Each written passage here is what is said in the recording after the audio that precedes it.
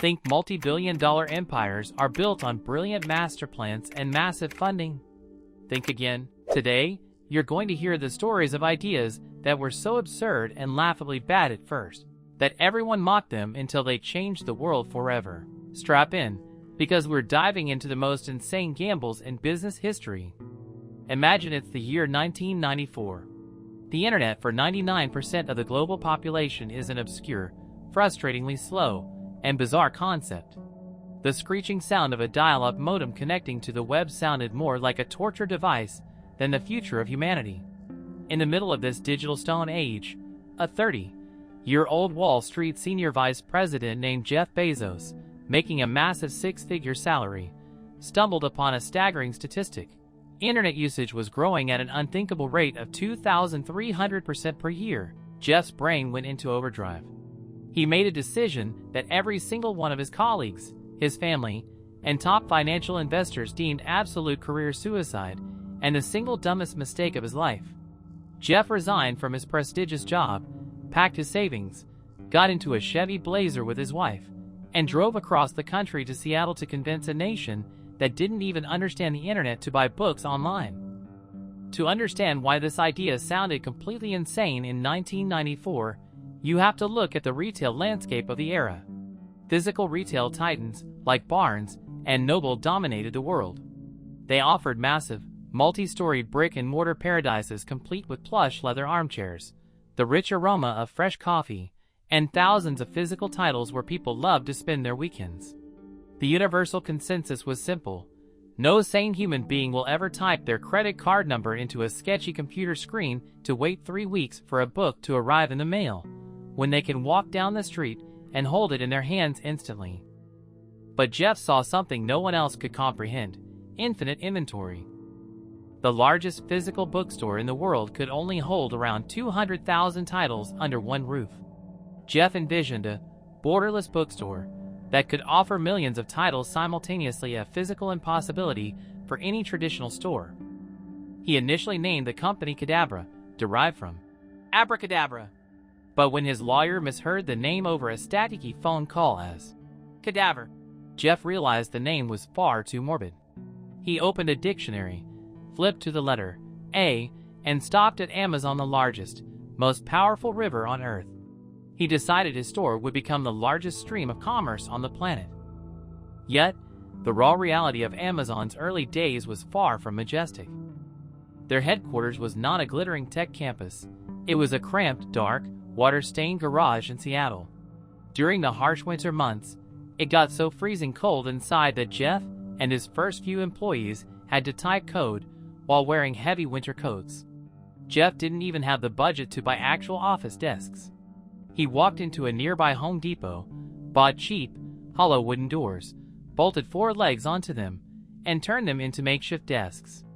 To this very day, Amazon still uses door desks as a homage to that ruthless frugality. On July 16, 1995, Amazon.com officially launched to the public. Jeff and his tiny team installed a large, bright yellow brass bell right in the center of the garage. The idea was simple. Every time an order was placed from anywhere in the country, the bell would chime, and the whole team would cheer. For the first few days, the bell rang sporadically every few hours. But within a matter of weeks, something terrifying happened. The bell began ringing non-stop.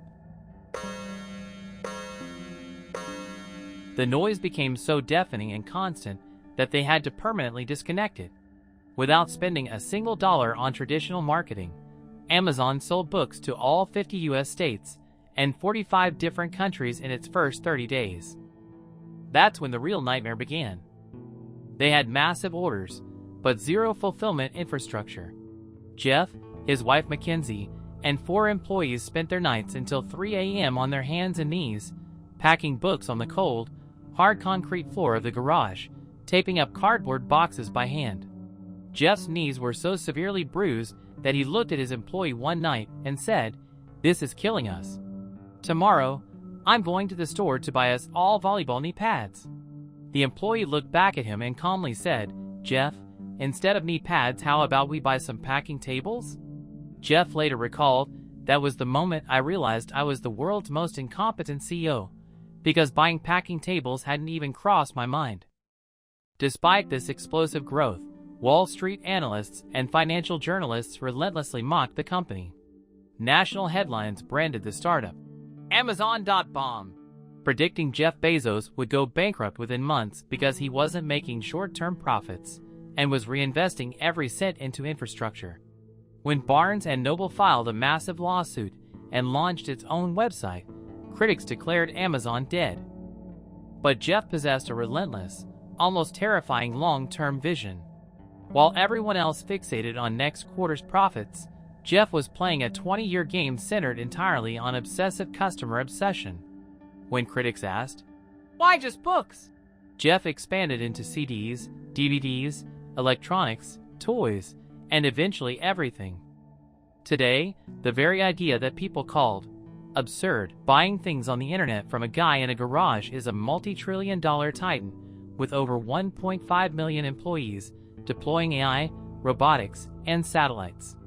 And Jeff Bezos, the guy wearing volleyball knee pads on a garage floor, became one of the wealthiest human beings in history.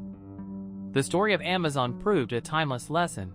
Sometimes, the difference between a completely stupid idea and a global revolution is simply the audacity to keep driving when everyone else is laughing at you.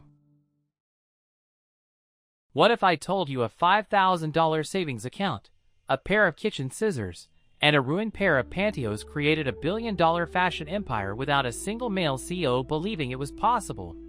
Welcome to the wild story of Spanx. Imagine it's the year 1998. A humid, suffocating night in Florida. 27-year-old Sara Blakely is standing in front of her full-length bedroom mirror, losing her mind out of sheer frustration. Sara had no background in fashion or business. She was a girl who had failed the LSAT law exam twice and was currently spending 8 hours a day in the blistering Florida heat, wearing a full suit, going door to door selling fax machines to people who constantly slammed doors in her face. On this particular night, Sara was getting ready for a big party. She had bought a pair of high-end cream-colored pants. But when she slipped them on, she faced every woman's ultimate wardrobe nightmare. The thin white fabric revealed harsh, ugly panty lines and unflattering bulges underneath. Frustrated, Sara reached into her drawer and put on a pair of traditional pantyhose. It smoothed her body, but created a new disaster. The pantyhose had seam feet, making them look utterly ridiculous when paired with her open-toed sandals. Sweating, annoyed, and running late, Sara made a reckless, split-second decision. She marched into her kitchen, grabbed a pair of dull household scissors, grabbed her $5 pantyhose, and snapped the feet right off. She pulled her white pants over them and looked in the mirror. It was absolute perfection. But the second she took 2 steps, a hilarious catastrophe occurred. The raw-cut edges instantly rolled up her calves like tight rubber bands. Any normal person would have tossed the ruined hose into the trash. But Sara froze right there in her dimly lit kitchen. A wild question ignited in her head. Why has no manufacturing company on earth created a seamless, footless shapewear garment that smooths a woman's body without digging into her feet? Sara had zero fashion experience and a grand total of $5,000 in savings from selling fax machines.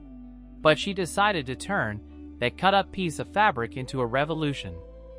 For an entire year, she sold fax machines by day and spent her nights until 2 a.m. in law libraries researching patents. Unable to afford a lawyer, she wrote her entire patent application word for word by herself. Then, she got into her car and drove hundreds of miles to North Carolina, the hosiery manufacturing capital of the United States. The long drive was nothing compared to the humiliation waiting for her. Sara found herself walking into boardroom after boardroom, filled with matured, veteran male executives sitting behind massive mahogany desks. Sara would eagerly whip out her cut-up pantyhose and pitch her vision. Their reaction? They leaned back in their leather chairs, offered a condescending smirk, and literally laughed in her 27-year-old face. One executive scoffed, "Little lady, who would ever pay money for a broken pair of pantyhose with the feet cut off? Go back to selling fax machines," and ushered her out the door. Dejected, Sara was driving back to Florida when her phone rang 3 weeks later. It was one of those same factory managers. "I've decided to manufacture your product," he said. A stunned Sara asked why. The manager confessed. "Last night at the dinner table, I mentioned your silly idea to my 2 daughters and was laughing about it. Suddenly, they both screamed at me and said, 'Dad, you're an idiot. She's a genius. If you don't make this for us, we'll buy it from whoever does.'" The product was born, Spanx. But Sara had $0 for marketing. She managed to score a 10-minute meeting with a tough senior buyer at the ultra-luxury department store, Neiman Marcus. Realizing slides wouldn't work, Sara stopped her presentation mid-sentence, grabbed the buyer's hand, and said, "Follow me." She marched the executive right into the store's women's restroom. She locked the door, dropped her pants right there, put on the Spanx, and said, "Look, here is the before, and here is the after." The buyer stood in stunned silence, stared at Sara's silhouette, and gasped, "My God, this is a miracle. I'm ordering this for 7 of our flagship stores." But Sara's guerrilla war was just beginning. Her product was on store shelves, but shoppers had no idea what footless shapewear was. Sara took matters into her own hands. She called every friend she knew. "Go into these stores, buy Spanx, and I will hand you cash under the table." She would secretly slip into major department stores like a thief, grab her Spanx packages from obscure corners, and physically move them right next to the cash registers beside magazines and candy bars. Security guards caught her and kicked her out multiple times. Then came the ultimate climax of the story, the Oprah Winfrey miracle. Sara sent a pair of Spanx in a simple box with a handwritten note to Oprah Winfrey. Months later, on a random morning, Sara's phone rang. It was Oprah's assistant. "Oprah fell in love with your product. She wants to announce Spanx as her official favorite thing of the year on live television tomorrow." Sara didn't even have a functioning website. She stayed up all night, crying from stress, hacking together a basic web page. When the episode aired the next day, an earthquake hit. Millions of women rushed online. The servers literally melted within minutes, and store shelves were wiped clean within hours.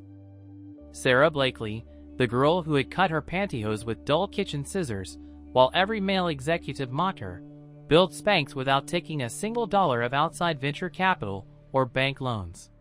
She retained 100% of her company, and in 2012, Forbes put her on the cover as the youngest self-made female billionaire in the world. The story of Spanx proved a timeless truth. To disrupt a multi-billion-dollar industry, you don't need a fashion degree or millions in funding. Sometimes, you just need to be crazy enough to take a pair of kitchen scissors to old ideas.